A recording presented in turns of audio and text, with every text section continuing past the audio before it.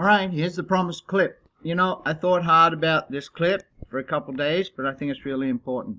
And some of you noticed and commented to me personally about my balances, you know, when I'm trading and that. And there used to be, you know, 30,000, 50,000, 80,000 balances, and now you see smaller balances. So I'm going to explain it, and at the same time as explaining it, there'll be a warning. Now I'm going to give a backstory to this from past history that's made me aware, right? And why I'm... So let's just get into it. Now, I don't want you to be over alarmed.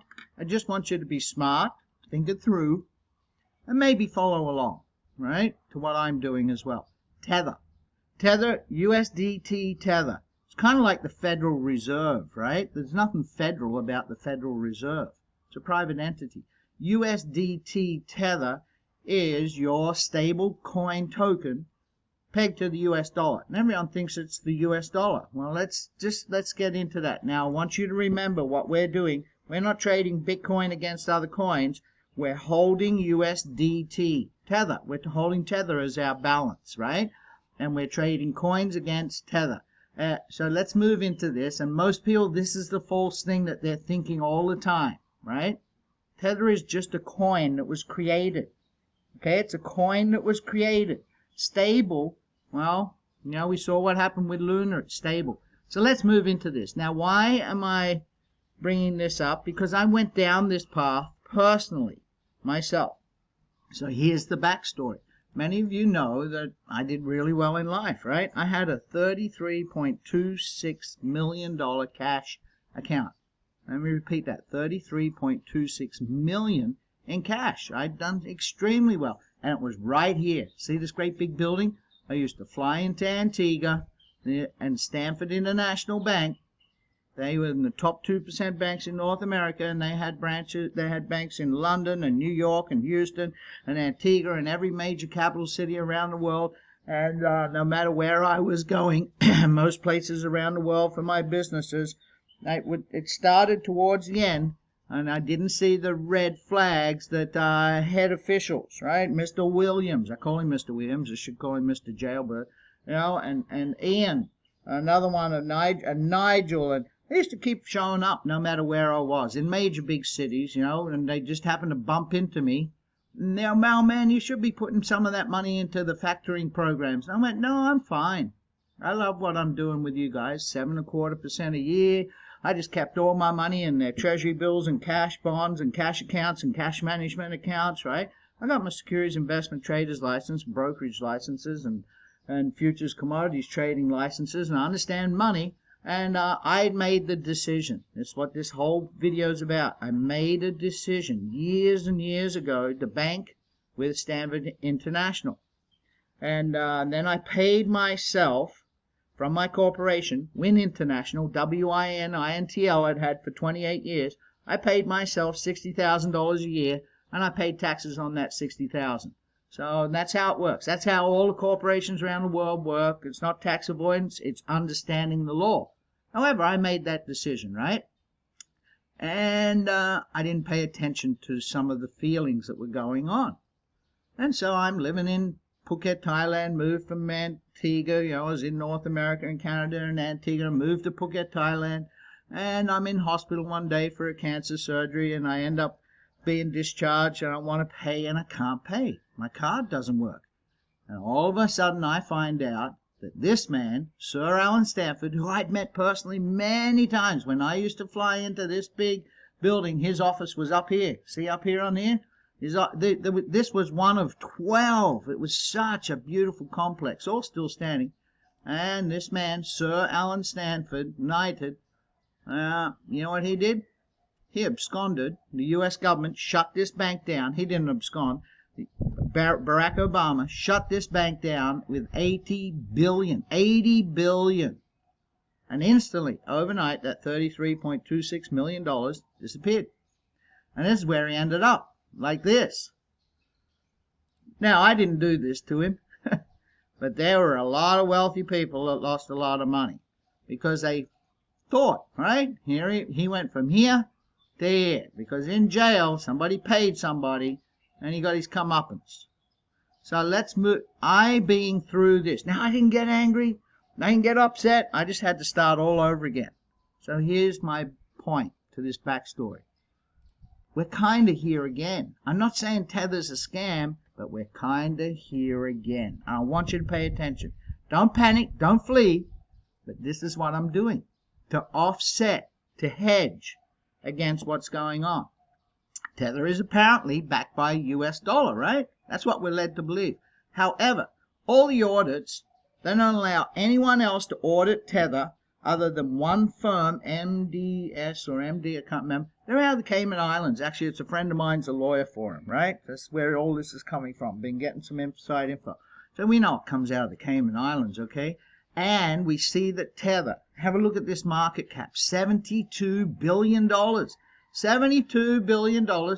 Diluted market cap, $79 billion. What's that mean? That's if all the coins that were issued were put into circulation, a whole lot, right? We see the 67 billion of that 72 million. I just want you to remember these figures. 67 billion in volume, right? In the last 24 hours of the total market cap. I want you to think about that for a minute. So this is the biggest supposedly stable coin. So there's a $20 billion question, and it just got added to. Last night on the call with a good friend of mine, I was informed about another $10 billion withdrawal of Tether. You don't say withdrawal. You can't just withdraw Tether, right? I want you to think about this. If you've got Tether, you need to sell it on an exchange for another coin, and then that other coin, you need to cash it out however you do that, for whatever you've got set up in your wallets, to your bank, to whatever it is, right? So with Tether, if you just want to reclaim from Tether themselves, the minimum reclaim amount is 100,000, okay? Yesterday, 10 billion. 10 billion of that, that's 7%. 10 billion was reclaimed. There's 20 billion reclaimed altogether. That's 30 billion. Think about this. Where's that? Why is that happening? What's going on? Well, you know, every so often you just look up in the news and you see where Tether just magically, kind of like the U.S. government with $26 trillion magically printed out of thin air, Tether just magically batches another 250 million. You know, this just happened in the last few days of April 30th. Think about this. So when we think of, wonder what I've got there. Why'd that go away? I haven't got any more. All right, I just want to share some stuff with you. So what I'm doing is, I'm taking, as I trade, and I make my profits each night, I'm taking those profits that are in USDT, and I'm moving them out of the exchange. And I'm just putting back in each day. Like today, I just put back in $750, I think it was, to start the day this morning. And I'm at 882 or 886. That's okay. I'm happy with just making 100, 200, 300 a day at the moment, because I want this whole thing to shake out, right? I really don't want to be where I was, on a beautiful home on a beach in Phuket, Thailand, a home in Antigua, and a home up in Canada, and all of a sudden $33.26 million was gone. You know, my wife, when she married me and she saw all the paperwork coming in from Grant and Thornton, the liquidators, years later, still over and over and over, where I'm trying to get a settlement. I wasn't chasing it, but, you know, I might as well see what settlement I could get. She was just so surprised, right? Really? That much money? Yeah, how come you're not angry? I made that decision. So you got to make a decision now, right? You're holding Tether. So you don't panic, oh, I've got to close out all my positions in carbon. No. But all the extra money you got just sitting there, don't leave it sitting there, okay? Leave what you need to trade. Leave what's in there in your carbon account in Bybit or BitGet, whichever one you're using, the exchanges. And utilize that to cover you need to have enough in there, in the cash, in USDT Tether, to cover if you're in any stage 3, 4, 5s or whatever with a trade in carbon, that you don't need to leave the great big large amounts for you guys that are doing really well. There's no sense in that, because it could. We saw what happened to Luna, and this could happen here. I'm going to, maybe I will, I wonder if this works if I drag this over. So go do, what I want you to do is do your own research, okay? Go and do your own research. This is from US News, right? But I just pulled up just a couple articles. Go Google it. start doing your own research. Don't panic, because USDT is huge, right? And all the exchanges, but there is a big scandal with Binance and Bitfinex and the SEC and the Justice Department of the US and everybody else. So be careful, right? Because we're slowly getting warned here and no one's paying attention to what's going on. Right? There is no way of proving that it is absolutely back. So here's my suggestion. Take whatever you're not needing in Tether, that's what I'm doing each day, and I'm removing it and turning it into something else. That's your choice to turn it into something else. Because imagine if USDT Tether was Luna and you were holding it. That was your balance in all of your accounts. And it went from $156 to zip.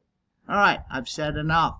Just do your own research. That's all I'm telling you. And don't panic. Just be smart about this. Thanks a lot. Uncomfortable making this, but I feel responsible to have to do it for you guys.